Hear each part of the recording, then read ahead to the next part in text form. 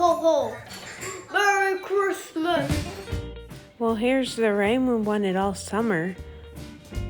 That back section is where we repaired the dam many times, and it's leaking a little bit, but it's holding. We're praying it continues to hold. This is the lowest spot in the second stock tank, and it goes into the pig pen. We put it that way because in the summertime it'd be great for them. Pigs are very hardy though, and they're just fine.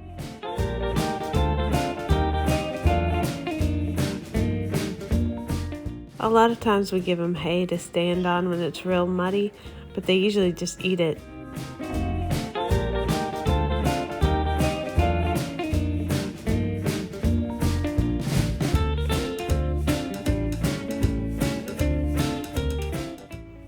We're working with the piglets to make them more sociable and let us rub them. It's actually in the IPP standards to be a friendly breed, so if they're not friendly, then they don't make the cut.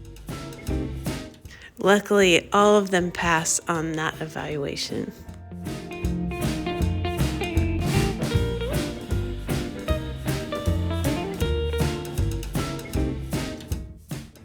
Back to the chicken coop. We're putting in the automatic door that will keep them safe from predators inside the coop at nighttime. This is the Farmlight brand. You can use a battery pack, you can plug it in, or you can use solar, which is what we did. It opens at a certain time or when the daylight is detected, and then it will close at a certain time or when daylight is no longer detected. It also has that little laser he just put his hand in front of. So if a chicken doesn't quite make it in before the door closes, it'll detect the chicken and raise the door again. And here's our first occupants. We got 5 chickens from Kevin, our neighbor. They were hesitant to use the door. They just needed one little push.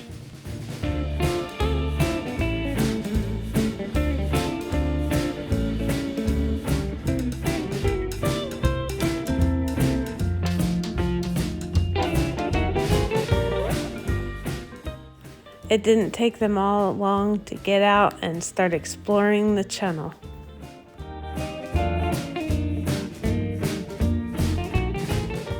Since they've been in the channel, I haven't noticed as much damage to the garden from that rodent. So whatever it was, they're keeping it out, I think. Ruby was keeping a close eye to make sure those chickens didn't try to do something stupid.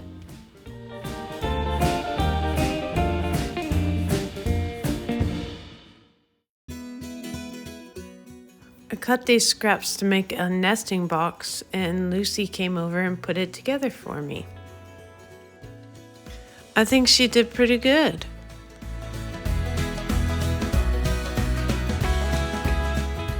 And now for the grand tour. I found that at an antique store. It's railroad spikes, weighs about a ton. All my lighting is solar powered. I have a little remote control for that. And here is the inside. I painted it white just for poop protection. The brooder will go here. And then the nest boxes, and I have roasting bars on 2 corners. Here's the battery bank and control panel for the solar powered door. And on the north and south walls, there's a ventilation thing that will be covered in chicken wire from the inside so they can't get out, but they can still feel the breeze. If there is a breeze in the summertime. Please, Lord, please.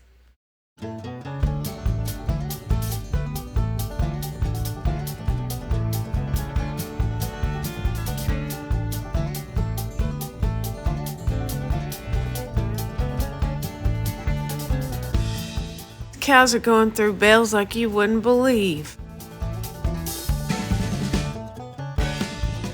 To be fair, we did have 10 cows on it, and it seems like we didn't have to feed till way later in the season.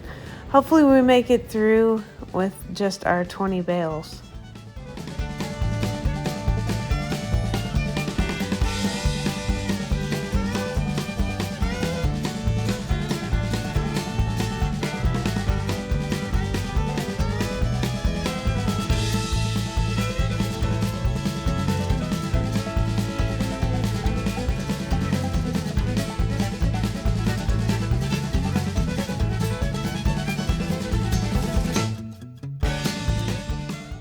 wanted to point out that little Sally's getting little horns right up there above her ear.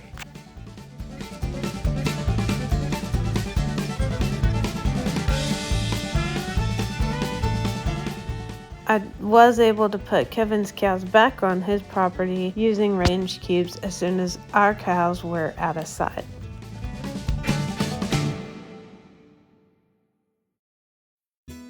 Another project we've been meaning to do is make a grazing pen for the pigs. It's been raining so much that the ground is a little softer, so a lot of these went in with like 3 hits.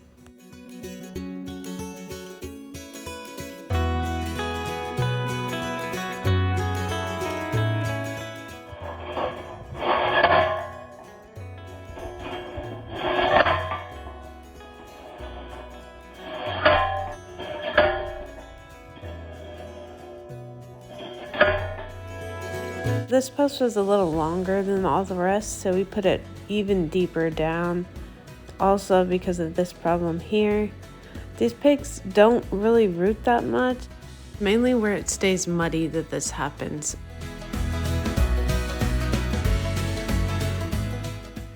And then, of course, the inspectors have to come and rub on everything we do.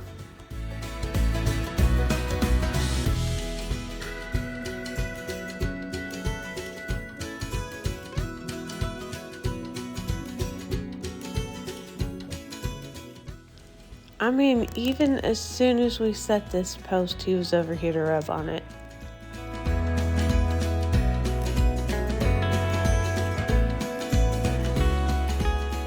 And we're in shorts again because on December 7th, it was 78 degrees.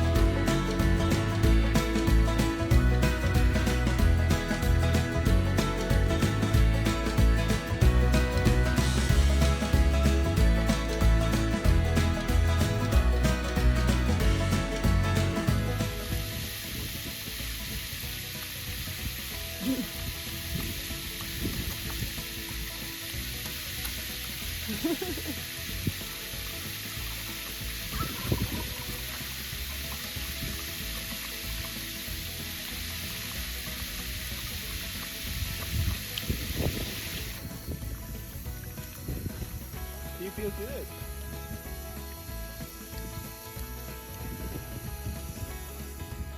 We've always given our goats minerals right here, but it's been licked clean lately, and I think it's Anne. So I put a little lick block up there that's minerals, and hopefully she'll get what she needs from there.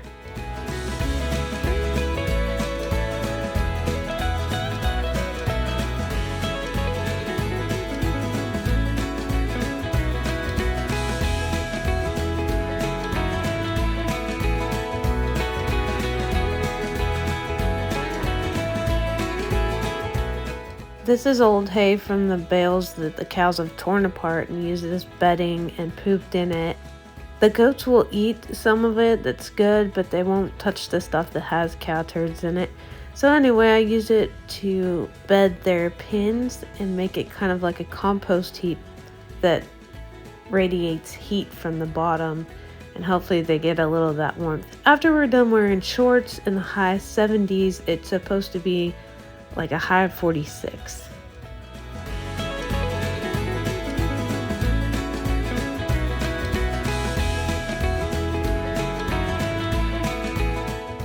Our dog Kaipu is an Anatolian Shepherd mix, which is a livestock guardian dog.